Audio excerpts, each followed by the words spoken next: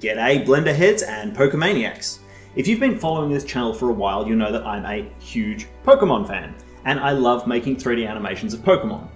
But there's one Pokemon I've been trying to model ever since I started 3D, and I've never been able to do it justice. This here is my first ever attempt at modeling a Charmander. I did this back in 2004. That's 18 years ago. I've been trying to model this guy for nearly 2 decades. Over the following years, I've tried many times to model various Pokemon. Particularly early on, these were not good. But after a while, they started to look okay. In 2018, I even took another stab at sculpting Charmander, and although it was a significant improvement on my first attempt, it wasn't what I'd hoped for, and I never finished the project.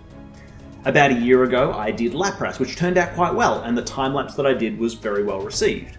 And then last year I did my Gremlin sculpt, and the trailer I made has very quickly become one of my most popular videos. If you haven't seen that yet, you can watch it and the behind the scenes of videos here. Obviously the Gremlin isn't a Pokemon, but it was the first time that I'd sculpted a creature to that level of realism. And for the first time in quite a long time, I thought, maybe now I'm ready. So in this video, after 18 years, I'm going to try and sculpt my all-time favourite Pokemon. Wish me luck. Oh, and I'm actually going to sculpt Charmeleon. Sorry, but Charmeleon is so much cooler than Charmander. Stick around to the end and I will show you exactly what I mean. Okay, I'll see you in there. A big thank you to Eagle App for sponsoring this video. I'm by no means a big channel, and the fact that Eagle App is supporting smaller artists like me is really amazing, and I'm touched that they got in contact with me. More about Eagle App later in the video. Starting from nothing always makes a project more challenging, as getting those initial shapes and proportions right is one of the hardest parts of a good sculpt. Fortunately, there's a website you can download a lot of these assets from the Pokemon games, including Charmeleon. I'll make sure that there's a link in the description to that website. Because we're starting with a simplified game model, there's a few things that I want to clean up before I jump into sculpting. Going into edit mode, I remove any extra geometry, like the flame tail or these 2D style eyes. I separate things like the claws, teeth, and tongue. It's usually easier to sculpt these assets separately. Sculpting a character with empty eye sockets is always difficult, so let's add some eyes. I also need to remember that I'm going from 2D triangular shaped eyes to an actual spherical eye, and that will change the shape of the socket slightly, which is just one more reason to get these eyeballs in early. I also know I'm going to want to sculpt the inside of the mouth, so I open that up in preparation for later. You can always close it again once you're finished sculpting. His starting pose is a little weird, especially the feet. I want those sitting on the ground for easier rigging later. Some things are a little easier to do in edit mode, and while I have a very low polygon count, this is my preferred method. There's also a few proportional changes I want to make. Although I want to keep his rough body shape the same as the original design, I'm going for a much more realistic interpretation, and there's parts of Charmeleon that have very much been designed with 2D in mind. For example, he doesn't really have fingers or toes. When I eventually animate him, I want him to be able to hold things in his hands, so giving him defined digits is essential. With his proportions and new limbs added, I merge all of his body parts using a boolean and jump into sculpt mode. I'll be making some fairly extreme changes, and I plan on retopologizing him later. So for now, I turn on Dyntopo and quickly go over the whole mesh to smooth out the joints and make the whole mesh a similar polygon density. And this is where I ran into my first major hurdle: getting his hands right. You see, the original design doesn't have proper hands, not really. He kind of just has a palm with claws attached. There's very little in the way of fingers, which works fine in 2D where you can cheat a lot, but in 3D it's going to look strange if he's not actually grasping objects. You also notice that even in this image, one hand basically has 3 claws lined up, but on the other side, one claw is rotated around to be more like a thumb. Again, this works in 2D where you can kind of slide the claws around and get away with it, but you won't have that luxury in 3D. So what do I do? Do I make them more raptor claw-like, or do I go with a more humanoid shape and add a thumb? The answer? Just try all of them!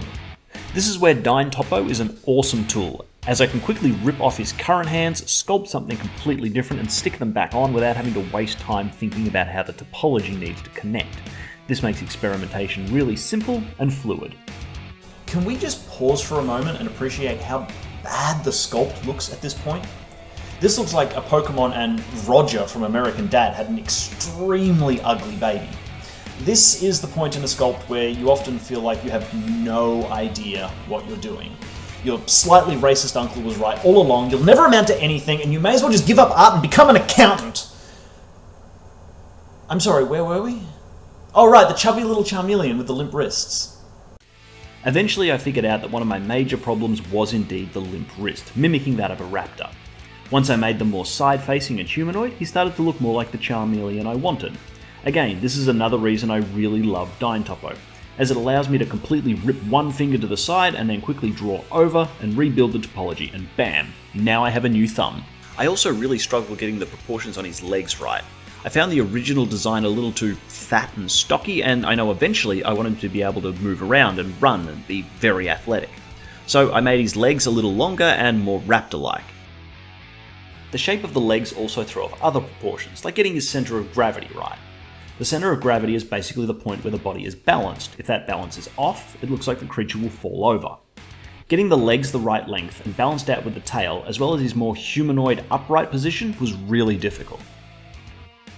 Speaking of things that are really difficult, let's talk about muscles and anatomy. Even though I feel like I'm getting a lot better at anatomy, I still appreciate having references on my second monitor. So this feels like a great time to talk about Eagle App. Eagle App is the new toy that I've played with for this project. Most simply put, it's an image management program, allowing you to categorize and catalog your images. I imagine a lot of people are using it for managing and storing their personal photos. But that's really just the tip of the iceberg. You see, it has a lot of really neat tools that are useful for an artist's workflow. For example, it's incredibly easy to add tags like anatomy or lighting, making it fast to track down the appropriate reference image. You can also search by colour, so tracking down all my variations on the red Charmeleon is a breeze. But my favourite part is probably the simplest feature, which is using it as a massive mood board. I can quickly zoom in and out on thumbnails to find the image that I'm after. Double-clicking opens that image, which I can then zoom in to view the extremely small details. You can even reorder your images on the board, so you can group all of your anatomy images together, for example. You can even do a reverse image search, helping you find more similar references that you can then add to your board. Once you're in your browser, find an image that you want to save. In this case, let's add the Dragonheart image because it's quite possibly the best movie ever made. You can either Alt-right-click to instantly import the selected image, or if you want to drop your image into a specific folder, click and drag to bring up this little menu. From there, you can either drag it into the drag and drop section to import it into the general Eagle App folder, or into a specific folder you've created. And while we're talking about importing images, I'd be remiss if I didn't mention the Import from ArtStation option. In my browser, I'll open up my ArtStation page and copy the URL. Simply then go to File, Import from Other Sources, ArtStation. Keep in mind that this will also work with Pinterest. I'll quickly create a new folder called ArtStation to import these images into. Then you can either choose to import everything, just remember that this will import any additional images within the project, so the Gremlin here would import all of these images further down the page, not just the main image. Or you can manually pick which specific images you want to import. That way you can exclude some of these extra images if you don't want them. I have thoroughly enjoyed using Eagle App on this project, and although it's a paid app, I feel comfortable recommending it to all of you. There'll be a link in the description for anyone who wants to check it out in a little bit more detail. As good as Blender has become at sculpting extremely high polygons, it does still have its limitations, and it's worth developing a good workflow to prevent your computer slowing to a crawl. Dyntopo is a wonderful tool and it's very powerful, but it's also quite taxing on your computer. Having to automatically generate new geometry on every single stroke does take its toll. When dealing with high polygon counts, Blender works much better if you're using the Multires Modifier. So it's a good idea to use Dyntopo while you're blocking out your larger shapes, then retopologize, add a Multires modifier, and then use that to sculpt your really fine details like scales and wrinkles. In this video, I'll use Retopoflow to retopologize. I found it to be the fastest, most accurate tool for retopology. That said, it doesn't come with Blender and it is a paid add-on. There'll be a link in the description to the Blender Market page if anybody's interested in purchasing your own copy. And if you want to see a more detailed breakdown of Retopoflow, or if you want to see some cheaper or free alternatives, check out my Retopology playlist for a more in-depth look. I find figuring out your topology is kind of like making a 3D jigsaw puzzle. Just like with jigsaws, it's a good idea to find all the edges first because they're easy to spot. Retopology is similar, except that your edges in this case are the edges of the major muscles and features, so an edge around the lips and the eyes is essential. We create these kind of loops so that the polygons deform nicely when we animate later. If you can block out your major landmarks like this, filling in the gaps becomes much easier. With my retopology done, I add a Multires Modifier and a shrink wrap modifier and wrap my Retopo geometry to the original sculpt. This projects the sculpted detail onto my Retopo mesh, allowing me to capture all of that detail in the Multires Modifier. You can see a more detailed breakdown in that playlist, specifically the video on creating displacement maps. With the new Multires Modifier speeding up my workflow, I can now start to add some really fine details, like these wrinkles. Next I make a start on some scales, and brace yourself because roughly half of my time was spent making scales of some sort. So let's talk about scales, because actually they're really fascinating, and how well you do them will demonstrate how good an artistic eye you have. Firstly, scales are not random. If you just glance briefly at them and didn't think too much about it, you could be forgiven for thinking that they are, and many artists just slap a bunch of alpha brushes across their model and call it a day. But if you stop and look closely, you'll see that they follow really defined patterns before merging with a different style of scale and starting an entirely new pattern. And there aren't really any gaps between scales, so every single scale has to line up perfectly with the next scale. This makes it difficult to use different alphas and have them line up perfectly, so a lot of scales end up being hand sculpted, especially to join one pattern into the next. Another thing is that scales aren't flat. They have a certain bulge to them, and often just using an alpha doesn't capture all the detail you want. So again, I found myself having to lay down some alphas, but then come back and hand sculpt over the top to give them that extra little bit of bulge. This also has the advantage of making every single scale unique, which can help break up perfectly repeating patterns. This slight variation between scales will also be very helpful in the next video, where we'll be creating roughness maps in Substance Painter. How shiny or rough a scale is plays a really big part in developing a creature's appearance.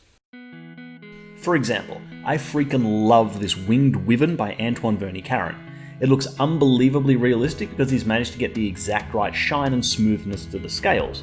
But if you look at another of his works, such as this Rhinoceros, you can feel how dry and rough this creature's scales must be. This all comes down to roughness, specularity, and bump or normal maps. As much as I love the Wyvern, I wanted Charmeleon to have this more dry, dusty appearance, and adding variation and bump to the scales really helps this. I knew early on I wanted Charmeleon to have a kind of crocodile tail. One thing about the 2D Charmeleon design is that it really lacks any specific detail, so I had to make up a bunch of this by patchworking together different ideas from different creatures, and then figure out how to make them all blend together seamlessly. A huge help for this was the alpha brush pack I picked up from Marcus Winnie. Again, these weren't free, but they were only $4, and they were invaluable to completing this project. There's no way Charmeleon would have looked this good without them. Rewatching this part where I sculpt the underside of the tail is painful because I ended up erasing and redoing all of this, which is a repeated story for this project. My previous sculpt with the Gremlin was relatively easy in this regard because there was so much good reference, either from the movies or from other people who had sculpted the detailed Gremlins before me. But Charmeleon was really hard because the original design has none of this detail, and although there are some very good fan art pieces out there, everyone has a different interpretation of what a realistic Charmeleon should look like. For example, I love this design by Michael Olivera, who has incidentally become one of my favourite artists, but this is so far from the original concept that it's almost hard to tell that it's supposed to be a Charmeleon. You'll see numerous times throughout this video where I'll completely redo an area of scales. Another thing worth noting about scales is that they follow the contours of the body. By that I mean wrinkles and scales go hand in hand. You won't find wrinkles that go across scales. The wrinkles will form around the scales, like they do with this bit of skin here between the leg and the base of the tail. None of this happens by accident. Wrinkles form in areas that have a lot of loose skin, and the loose skin is there because there's an area that requires a lot of movement. But the scales are also placed in such a way to allow for the skin to be looser in those areas, and the wrinkles form around those. It's really extremely intricate, and you have to spend a lot of time looking at reference and thinking about how this creature would move if it were real. Only by understanding how it should move will you know where to put these details.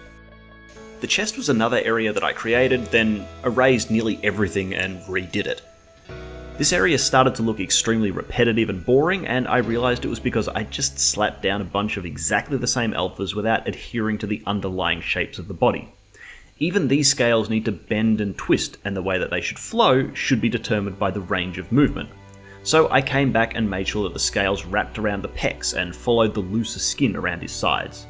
Even then, there were patches that I had to come back to and adjust. The shoulders were yet another difficult area. You see, Charmeleon actually has really thin arms despite having quite large hands, and although I wanted more realistic proportions, I did still want to adhere to the original general shape.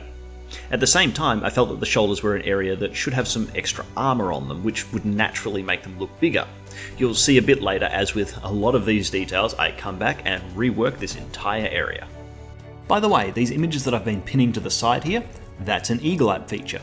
At any time, you can right-click on an image and select Open in New Window, then click the Pin button to always keep it on top of your other programs. At this point, I realised that the scales I've put on the chest and the belly need to match up with the scales on the underside of the tail, and they don't really match. So I lower the level on my multi-res and smooth out all of this detail. This was a very painful decision to make. I had literally spent hours hand sculpting these scales. As an artist, it's very easy to get attached to your work, especially if you've sunk a lot of time into it. But you have to learn to let that go and do whatever is best for the story or the character. And there's no doubt that this effort was worthwhile. Initially, I'd sculpted the neck similar to a human, with the wrinkles going around the neck. But at the last minute, I decided to swap this up and make it more like a Komodo dragon, with saggy skin around the neck. Mostly I just did this because I thought it looked cooler, but I'm sure it could be justified by saying it needs to be this way to allow for some kind of neck sack, allowing him to breathe fire. Now that I've almost finished the scales, I get a better feel for the overall design, and I feel like I'm ready to start tackling the more difficult parts, specifically the shoulders and the back. Something that you'll learn with creature design is that you don't want absolutely everything to be extremely high detailed. If everything is detailed, then it just starts to become visual noise and nothing stands out. So I consciously choose to remove the big armoured details from the shoulders, particularly to better adhere to the original design, but also to reduce some of the major details. This gives space for the other designs to stand out, such as the spine and the face. As difficult as sculpting the body scales were, they were nothing compared to sculpting the face. You see, at first glance you'd think Charmeleon's face is quite similar to a raptor or a T-Rex, but when you really get into it, it's quite different and the proportions make it difficult to follow my references. I'm not gonna lie, I thought this section might just break me. And how heartbreaking would it be to spend 20 plus hours working out the shapes and proportions for the body, finally figure out something I like, and then get stumped on the face. Most lizards, including dinosaurs, have a face structure that's relatively easy to break down. The eye should be the easiest shape to spot, and the ring around the nostril is fairly easy too. They have this big circular gap between the eyes and the nose, which then allows you to see where this brow ridge goes. Most lizards have a line of scales that ring around their lips too, and once you have all of these shapes in place, you just really need to fill in the gaps. But Charmeleon's face makes a lot of this difficult. For example, his snout is significantly shorter than a raptor's, meaning that circular shape around his nose gets squished and looks weird. Most dinosaurs also have a very triangular shaped head, and the planes of the face are easy to work out, but Charmeleon has a very rounded face, and these planes don't necessarily exist. In addition, the scales follow these shapes, similar to how they follow muscles and wrinkles around the body. So without these shapes for the scales to flow across, I ended up with big stretches of skin and very repetitive looking scales. This just creates visual noise and none of his facial features stand out. He also has massive brows, which become another area where scales can get repetitive and boring. As you can see, what initially seems like a relatively straightforward puzzle to solve kept me trying different solutions literally for days. In the end, I had to admit defeat. I'd spent days looking at references and trying different things, and if anything, it was starting to get worse. I had to get a second opinion. I showed my progress to my girlfriend and talked her through the problems I was having. After a few minutes of discussion, she pointed out that the spikes I had along the eyebrow were flowing back down around the eye. She thought the brow line should continue backwards down the head. Now, usually I'd advocate for getting feedback from another artist, someone who knows some anatomy and creature design and can give you professional advice. But sometimes it just doesn't matter. Getting feedback from literally anyone who can look at it with fresh eyes can be a godsend, and my girlfriend was absolutely right. After some quick experimentation, I was back in the game. With a fresh perspective, I was ready to finish this 18-year-long struggle. After finally getting the brow right, I added the scales looping around the lips, but this time I made them significantly bigger. This helps break up the scales more and brings attention to the lips. In all probability, he'll only ever say the word Charmeleon, but lips are where both speech and a lot of expression comes from, so this is a good area to try and bring attention to. In the opposite fashion, I choose to use smaller, less detailed scales on his brow. These things were big enough already and didn't need any more attention drawn to them. With some big landmarks now in place, it became much easier to see where the filler scales needed to go, so I set about sculpting those in, making sure that the scales wrapped around my landmarks to give them a specific flow. I added some details around his eyes, choosing to make this area more fleshy and wrinkly rather than scaly. This gives the eye area some contrast with the rest of the face, which again draws the viewer's attention and should help his eyes stand out. Oh, and don't forget to add some details to the more hidden areas, such as the inside of the mouth.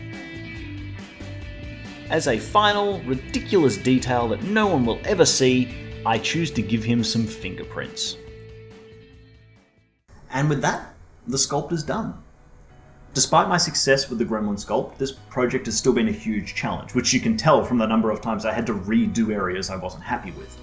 A big part of what made the Gremlin a little easier is that I had fairly defined reference from the original movies and from other artists before me, whereas Charmeleon doesn't have an official, realistic version, and there's a lot of personal interpretations from other artists. I had to string together a bunch of different ideas from various references and make up a lot of stuff based on my own understanding and choices. That means that there's a lot more testing of ideas and weeding out the ones that fail, which is probably why this sculpt took around 27 hours in total. And that doesn't include some of the random testing I did off camera. But the real question is this sculpt a success? After 18 years, have I finally managed to achieve one of my lifetime artistic goals? Well, I'll let you be the judge of that. A final big thank you to Eagle App for sponsoring this video. Don't forget that anything that's been mentioned will have links in the description, and remember, happy blending!